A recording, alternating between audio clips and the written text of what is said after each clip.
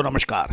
Colonel Ajay CO Ajay astro money guru first global astro finance digital channel से आपसे मुखातिब होता हूं। आज है 29 नवंबर सन 2024 शुक्रवार। दोस्तों, ऑयल सीड्स यानी तिलहन पर लगातार अपडेट और विश्लेषण देने वाला देश का पहला चैनल है। कच्चा पाम तेल, सोयाबीन, सरसों, अरंडी, तिल, cotton wash, cotton seed oil पर लगातार अपडेट और विश्लेषण आपको हमारे चैनल पर मिलते हैं। दोस्तों, हम वर्तमान ही नहीं भविष्य का भी करते हैं सटीक आकलन। जो भी महानुभाव हमारे चैनल पर लगातार विजिट करते हैं, हमारे सभी शो देखते हैं, उन्हें मालूम है कि लगातार पिछले 4 सालों से हम आपको जो अपडेट दे रहे हैं काफ़ी हद तक सही साबित हो रहे हैं।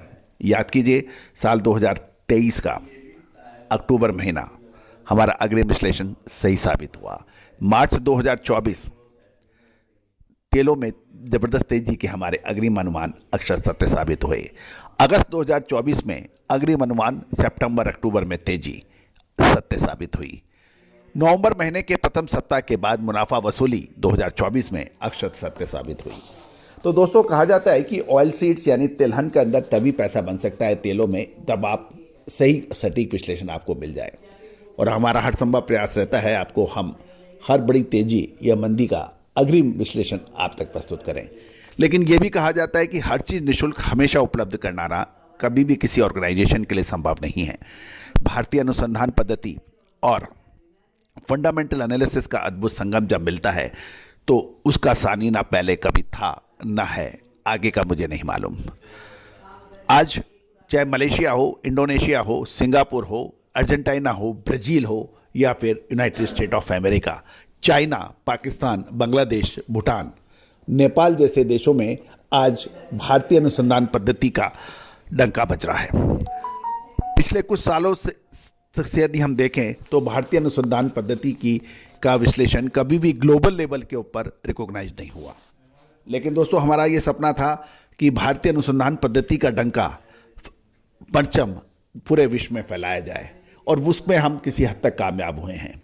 आज Malaysia, Indonesia, Singapore, Argentina, Brazil, United state of America, China और पाकिस्तान जैसे देशों से लगातार हमारी पेड रिसर्च के क्लाइंट्स, सब्सक्राइबर्स बढ़ रहे हैं। आप भी अपने ऑयल सीड्स व्यापार को, ईडेबल ऑयल व्यापार को नेक्स्ट लेवल पे ले जाना चाहते हैं।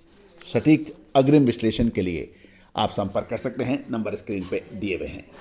जानिए कच्चे पाम तेल की मलेशिया से महत्वपूर्ण खबरें। दोस्तों, मलेशियन सीपीओ यानी क्रूड पाम तेल में वायदे में तेजी बढ़ गई है और साप्ताहिक बढ़त की ओर ये अग्रसर हो रहा है। आज शुक्रवार को मलेशियन कच्चे पाम तेल के वायदा लगातार 5वें सत्र बढ़ रहा है, जो कि सप्ताह में साप्ताहिक गेन के साथ बंद होने में अग्रसर हो रहा है। शुरुआती कारोबार के दौरान बर्सा मलेशियन डेरिवेटिव एक्सचेंज पर बेंचमार्क फरवरी कॉन्ट्रैक्ट 91 रिंगट यानी 1.86% बढ़कर 4,976 रिंगट, यदि हम डॉलर में देखें तो 1122.49 डॉलर प्रति मैट्रिक टन हो गया है। इस सप्ताह लगभग 5.23% की शानदार तेजी की रैली देखी गई, जो पिछले 2 सप्ताह की गिरावट के बाद सुधार का प्रतीक देखा गया है। और ये जंप जो है मुख्य रूप से डलियन कमोडिटी एक्सचेंज पर कॉम्पिटिटिव खाद्य तेलों के मजबूत प्रदर्शन से भी प्रेरित था, जहां सबसे सक्रिय सोया तेल अनुबंध में 1.41% की वृद्धि हुई है और पाम तेल का अनुबंध 2.14% बढ़ गया है। गौरतलब है कि पाम तेल की कीमतें अक्सर वनस्पति तेलों के रुझान को फॉलो करती है। शिकागो बोर्ड ऑफ ट्रेड में थैंक्स गिविंग के लिए अवकाश के लिए कारोबार बंद था, जिसे अमेरिकन व्यापार के अंदर कोई हमें दिशा निर्देश नहीं मिले थे। बाजार के अंदर मलेशियन पाम तेल का निर्यात डाटा का भी इंतजार है, जो शनिवार को कार्गो सर्वेक्षक द्वारा जारी किए जाने की उम्मीद है। पाम तेल के मांग का डिमांड को आकार देने के लिए निर्यात के रुझान बहुत महत्वपूर्ण भूमिका निभाते हैं। गौरतलब है कि ओपेक प्लस आउटपुट की नीतियों पर अनिश्चितताओं और मध्य पूर्व में तनाव के बीच ब्रेंट क्रूड आयदा 0.1% की मामूली गिरावट के साथ 73.21 डॉलर प्रति बैरल पर आ गया है। रिंगिट डॉलर के मुकाबले 0.25% मजबूत हुआ है। इसमें मलेशियन पाम तेल के विदेशी खरीदारों के लिए लागत का दबाव बढ़ा है। गौरतलब है कि मलेशिया के अंदर बाढ़ के चलते कुछ महत्वपूर्ण खबरें भी मिल रही हैं। गौरतलब है कि मलेशिया में बाढ़ से उत्पादन की चिंताओं के चलते केएलसी के अंदर मजबूती देखी गई है। हाल के बारिश के बाद अर्जेंटीना में सोयाबीन की फसल को अनुकूल वेदर रिपोर्ट भी मिल रही है और अर्जेंटीना में किसानों ने अब तक 44.4 क्षेत्र में बुआई पूरी कर ली है। गौरतलब है कि मोटे अनुमान के अनुसार अर्जेंटीना में सोया की फसल 97% अच्छी क्वालिटी की है। इसी तरह से ब्राज़ील की सोयाबीन की स्थिति भी अच्छी बताई जा रही है। ब्राज़ील में सोया फसल 10.7% बढ़कर 172.2 मिलियन टन होने के अनुमान लगाया गया है, जबकि चाइना में मजबूती के चलते केएलसी में अच्छी बढ़त के साथ खुला है, जिसका हमने आपको शो में प्रथम भाग के अंदर अपडेट दिया था। पाम तेल की टाइट सप्लाई फिर से केएलसी के सहारा देने का काम कर रही है। मलेशिया में बाढ़ की स्थिति से पाम तेल के उत्पादन घटने का डर पैदा हो गया है। दोस्तों, ये थी एक अपडेट।